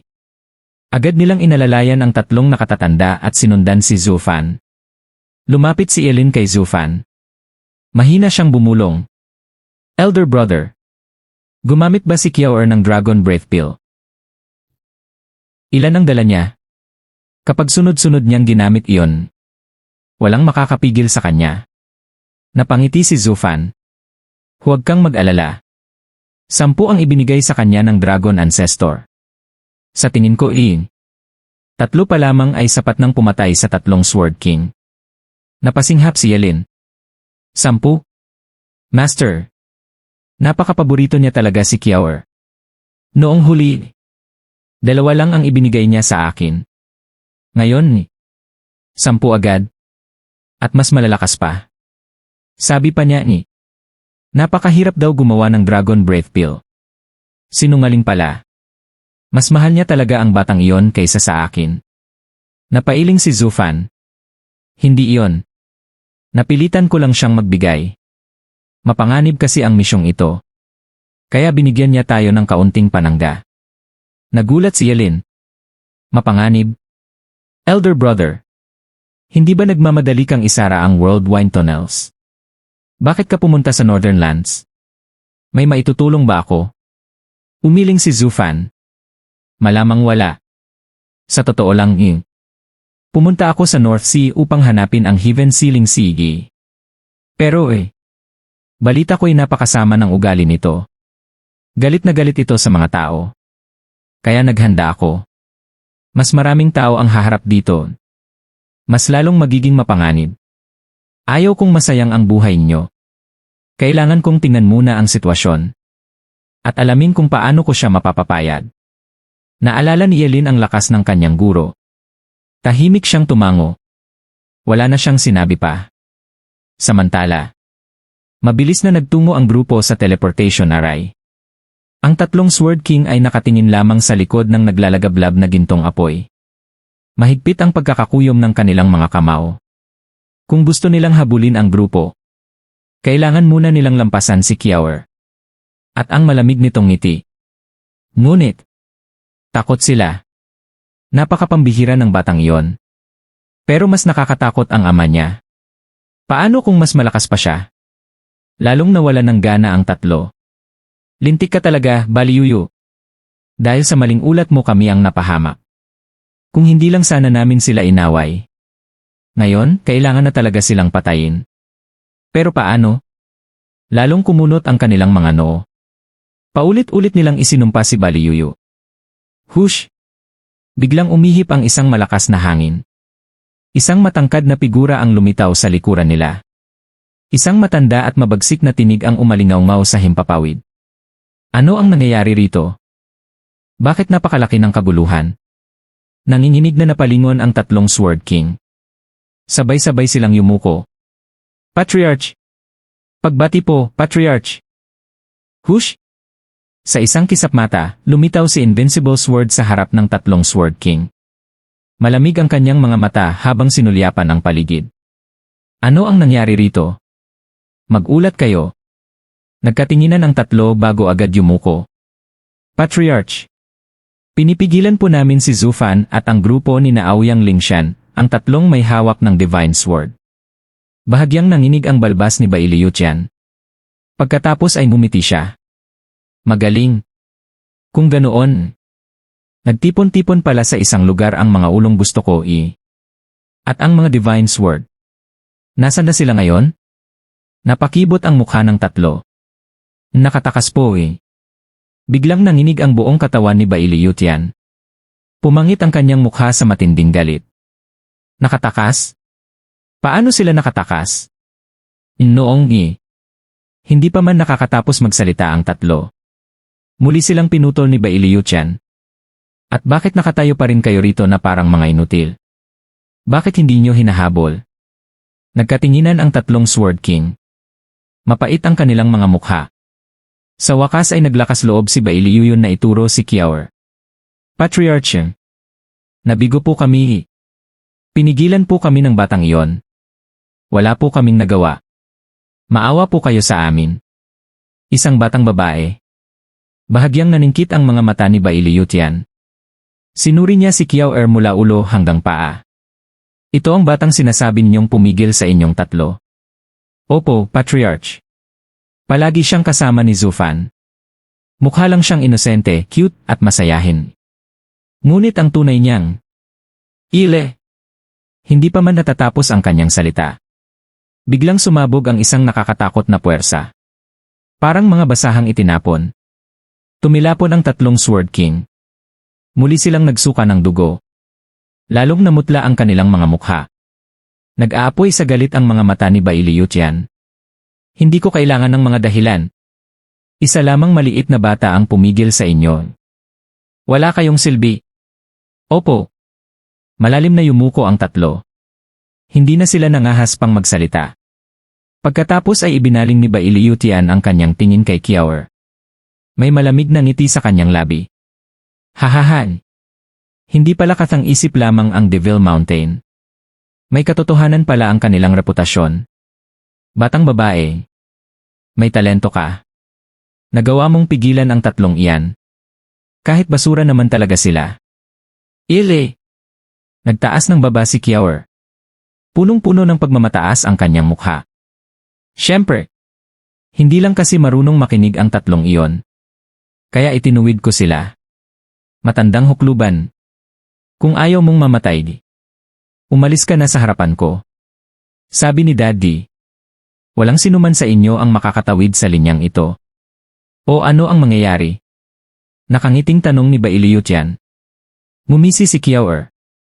Malamig ang kanyang mga mata. Ang gagawin ko sa matandang katulad mo Susunugin kita hanggang abo. Malaki ang bibig mo. Napailing si Bai Liutian. May mapanlait na ngiti sa kanyang mukha. Unti-unti siyang naglakad patungo sa naglalagablab na gintong apoy. Parang naglalakad lamang siya sa isang hardin. Batang babae. Ikaw ang unang nangahas magsalita sa akin ng ganyan. Mula nang simulan ko ang landas ng paglilinang. Ipakita mo nga. Anong kakayahan ang nagbibigay sa iyo ng ganoong kayabangan? Hahahan. Malakas siyang tumawa habang papalapit kay Kiaor. Nanigas ang mukha ni Kiaor. Biglang lumitaw sa kanyang kamay ang isang gintong bolang apoy. Mula rito ay umaapaw ang nakakatakot na aura ng pagkawasak. Matandang hukluban. Ikaw ang may gusto nito. Huwag mo akong sisihin kapag naging abo ka. Walang pagbabago sa ekspresyon ni Bai Liutian. Walang linyang hindi kayang tawirin. Kung sapat ang lakas mo. Sinulyapan niya ang Dragon Breath Pill. Saglit siyang namangha.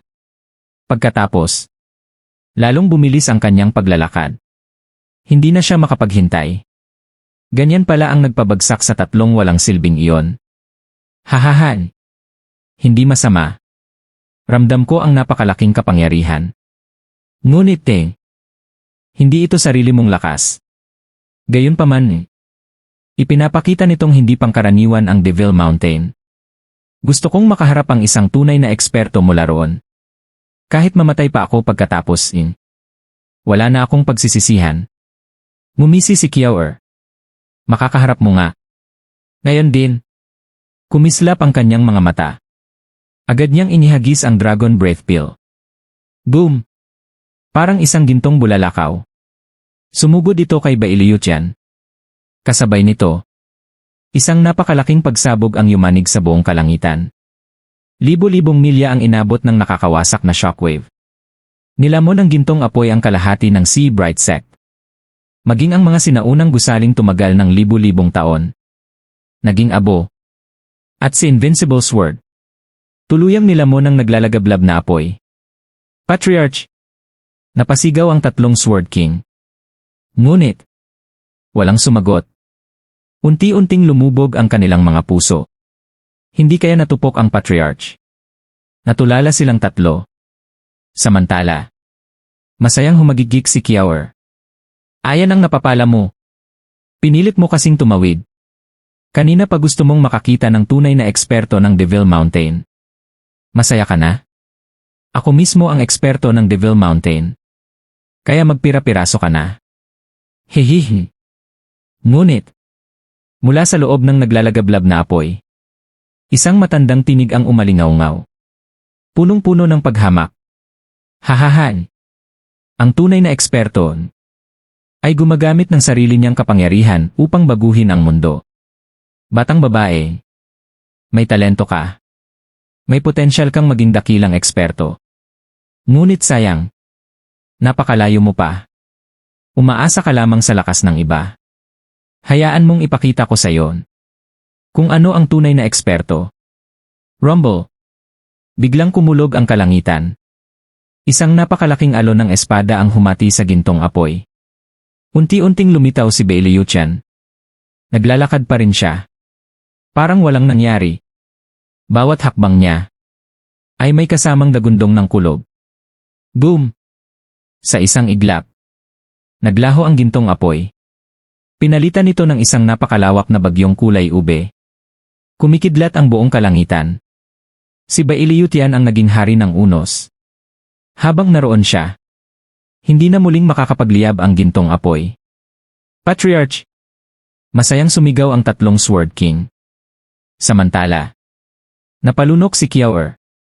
Punong-puno ng pagkabigla ang kanyang mukha. Hindi maaari. Walang epekto ang Dragon Breath Pill ng Dragon Ancestor.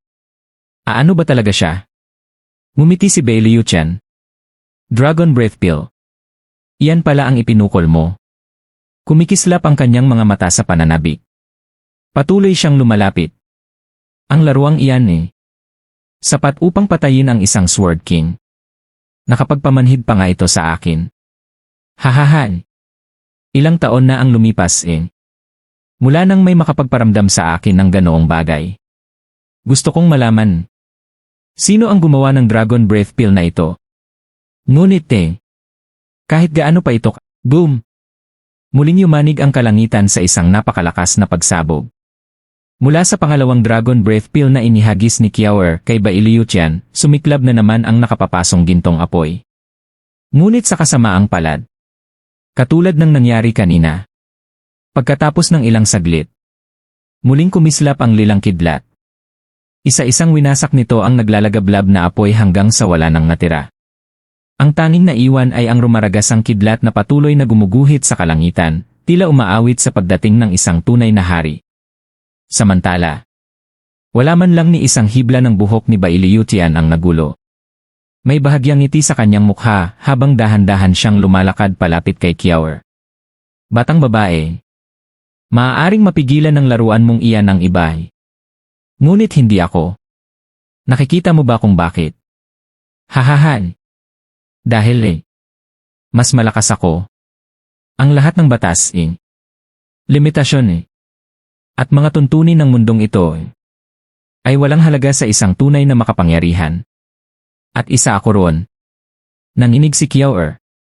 Punong-puno ng pagkabigla ang kanyang mukha habang napaatras siya. Unti-unti nang nawawala ang kanyang kumpiyansa. Pinalitan ito ng takot. Hindi siya tao. Para siyang isang sacred beast. Bagaman tila hindi pa ganap na umabot sa sukdulan ng kanyang lakas.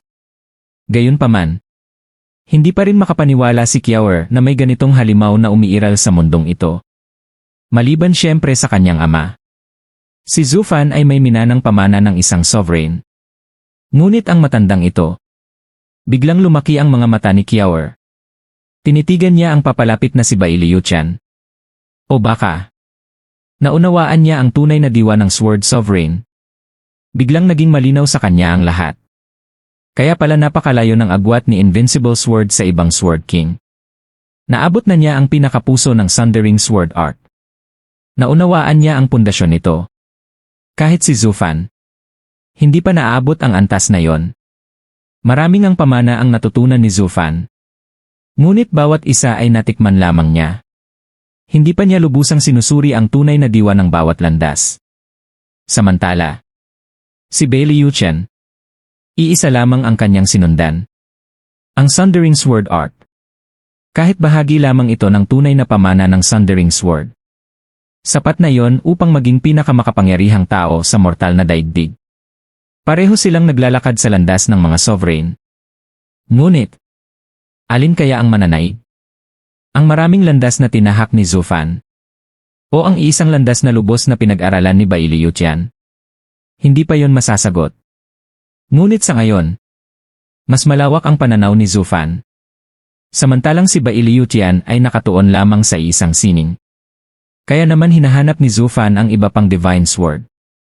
Natutuhan na ni Bai Liuqian ang lahat ng kaya niyang makuha mula sa Sundering Sword Art. Kung nais pa niyang umunlad, kailangan na rin niyang pag-aralan ang ibang mga landas. Samantala, nawawala na ang dating kalmadong isipan ni Kiawer. Namamawis ang kanyang mga palad. Alam niyang, hindi siya nakikipaglaban sa isang ordinaryong cultivator. Ang kaharap niya ngayon, ay isang taong maaaring maging katulad ni Zufan sa hinaharap. Naalala niya ang sinabi ng Dragon Ancestor. Na walang hangganan ang magiging paglago ni Zufan. Napakahalaga ng pamana ng isang sovereign. Kahit karaniwan lamang ang talento, malalampasan pa rin ito ang karamihan. Lalo na kung ang nagmana ay isang pambihirang henyo tulad ni Zufan at Bai Liuqian. Kapag pinagsama ang kanilang talento at pamana, maging ang mga sacred beast ay mapapansin sila. May dala si Kiawer na mga Dragon Breath Pill bilang proteksyon. Ngunit ngayon, para lamang pala itong mga laruan sa harap ng isang taong ganap nang naunawaan ang Sundering Sword Art. Papatayin kita. Nanginig si Kiawer. Tinitigan niya ang papalapit na Bai Liuqian. Biglang lumitaw ang 5 Dragon Breath Pill sa kanyang palad. Walang pag-aatubili. Sabay-sabay niya itong inihagis. Boom! Pagdampi pa lamang ng unang Dragon Breath Pill kay Bai Liuqian, sumiklab ang napakalaking dagat ng gintong apoy. Hindi pa man ito tuluyang napapawi ng kidlat. Dumating agad ang ikalawang Dragon Breath Pill. Isa na namang napakalaking pagsabog ang sumunod. Nagpatong ang 2 dagat ng apoy. Tuluyang nilamon si Bai Liuqian. Kasunod nito, ang ikatlo, ang ika-4, at ang ika-5. Sunod-sunod na impyerno ng apoy ang bumagsak sa kanya. Walang tigil ang pagragasa ng lilang kidlat. Patuloy nitong winawasak ang apoy. Ngunit, 5 Dragon Breath Pill ang sabay-sabay na sumabog. Kahit paulit-ulit itong tamaan ng kidlat, hindi agad namatay ang apoy. Muling naging seryoso ang 3 Sword King. Nag-aalala silang pinagmasdan ng eksena. Gayunpaman, hindi man lang tumigil si Bai Liuqian sa paglalakad. Patuloy pa rin siyang sumusulong. Bagaman, bahagya nang nakakunot ang kanyang noo. Bigla siyang sumigaw. Sumabog ang kanyang buong lakas. Kasabay nito, bumuga ng napakaraming lilang kidlat mula sa loob ng apoy. Parang isang dambuhalang espada. Pinunit nito ang 5 dagat ng apoy. Nakipagsanib pa rito ang mga kidlat mula sa kalangitan. Mula sa loob at labas. Sabay nilang winasak ang gintong apoy. Ilang saglit lamang. At wala nang natirang kahit isang apoy. Napasinghap ang 3 Sword King. Hindi sila makapaniwala. Ang lakas ba ng Patriarch? Lampas na sa mismong kapangyarihan ng mundong ito. Nanginginig ang boses ni Bai Liuqian. Sumagot ang isa pang Sword King. May alamat na may hangganan ang kapangyarihan ng mundong ito. Kapag nalampasan yon, magagawa ng wasakin ang mismong mundo. Akala ko noon ay katang-isip lamang yon. Ngayon, napatunayan kong totoo. Naabot na ng Patriarch ang antas na yon. Hindi nila maitago ang pananabik. Punong-puno sila ng pagmamalaki. Sa kanilang paningin, si Invincible Sword ang tunay na pinakamakapangyarihan sa 5 lupain. Maging ang mundo mismo, hindi na siya kayang pigilan. Ngunit hindi nila alam. Walang hangganan ang kapangyarihan ng mundo. Ang may hangganan ay ang mismong mortal domain. At ang hangganang iyon, naabot na ni Bailiu Qian. Patunay iyon na nalampasan na niya ang antas ng karaniwang mortal. Hindi niya lamang alam na isa na siya sa kakaunting tao sa mortal domain. Nakarapat-dapat nang pumasok sa sacred domain. Hush! Isang malamig na hangin ang humaplos. Nagliparan ng itim na abo. Nakatayo si Bailiu Qian sa himpapawid. May tagumpay na ngiti sa kanyang mukha. Batang babae. Maaaring magsanib ang 5 Dragon Breath Pill. Ngunit hindi sila tunay na naging isang pag-atake. Iyan ang pinakamalaking kahinaan. Ang pagkakadugtong ng kanilang lakas. Kaya kahit ilan pa ang ihagis mo hindi mo ako. Bigla siyang natigilan. Wala na si Qiao Er. Napailing siya. Tusong bata. Biglang lumapit si Bailiu yun. Patriarch. Hindi niya kayo gustong talunin. Inihagis niya ang 5 Dragon Breath Pill para lamang makatakas. Pak! Isang malakas na sampal ang tumama sa kanya. Paikot siyang lumipad. Malamig na sumigaw si Bailiu Qian. Akala mo ba hindi ko alam yon? Huwag kayong nakatanga. Hanapin niyo siya. Gusto ko si Zhu Fan. Ang 3 Divine Sword. At ngayon, gusto ko rin ang batang iyon. Akala niya'y maaari niya akong paglaruan. Ipapakita ko sa kanyan kung ano ang tunay na lakas. Opo. Sabay-sabay yumuko ang 3 Sword King bago agad tumalima. Samantala, patuloy na tumatakbo ang grupo ni Zhu Fan. Bigla nilang narinig ang napakalakas na pagsabog sa likuran. Lahat sila ay napalingon. Napatigil sila sa nakita ang naglalagablab na gintong apoy. Paano naging ganoon kalakas ang batang iyon? Ngunit ilang segundo lamang. At muli itong nilamon ng lilang kidlat. Napasinghap si Ouyang Lingshan. A Invincible Sword. Iyan ang tunay niyang kapangyarihan. Nahabol na niya sila. Makakaya pa ba siyang pigilan ng batang iyon? Walang pakialam na kumaway si Ouyang Changqing. Huwag kang mag-alala, Dad. Pinakamalakas ang Zhou Clan. Kayang harapin ng isang bata ang 3 Sword King. Sa tingin mo ba matatalo ang ating Yao Miss sa Invincible Sword? Hehehe. Napangiwi si Ouyang Lingshan. Anak napakabilis mo namang lumipat ng kampo. Hindi mo man lang hinintay na mamatay ako bago mo tinalikuran ang ating angkan. Ano ka ba, Dad? Hindi ko tinatalikuran ang Ouyang Clan. Nirerespeto ko lang ang Big Brother Zhu. Magkasama kaming gagawa ng dakilang mga bagay. Hindi ba kahanga-hanga yon? Napailing si Ouyang Lingshan. Tahimik niyang tiningnan si Zhu Fan. Bilang susunod na pinuno ng Sea Bright Sect. Maaaring hindi rin masamang sundan ng kanyang anak ang isang taong may ganoong potensyal. Bagaman labag iyon sa patakaran ng sekta. Nagbulag-bulagan na lamang siya. Sino ba naman ang tatangging sumunod sa isang taong tiyak na magiging dakila? Tanging si Murong Xu lamang ang nanatiling malamig. Lene. Isang duwag.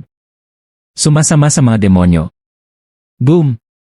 Isa na namang napakalakas na pagsabog ang nagmula sa likuran. Umabot sa langit ang gintong liwanag. Ngunit agad din itong nilamon ng lilang kidlat. Biglang huminto si Zhu Fan. Seryoso ang kanyang mukha. Wala nang saysay ang pagmamadali. Hindi na kayang pigilan ni Qiao Er ang mga yon. Maghanda na kayong lumaban. Dito muna natin puputulan ang ating nobela ng Magic Emperor. Stay tuned lang, upload ko din agad ang kasunod na chapters. Pa-like and subscribe na lang para updated kayo sa upload natin. Maraming salamat.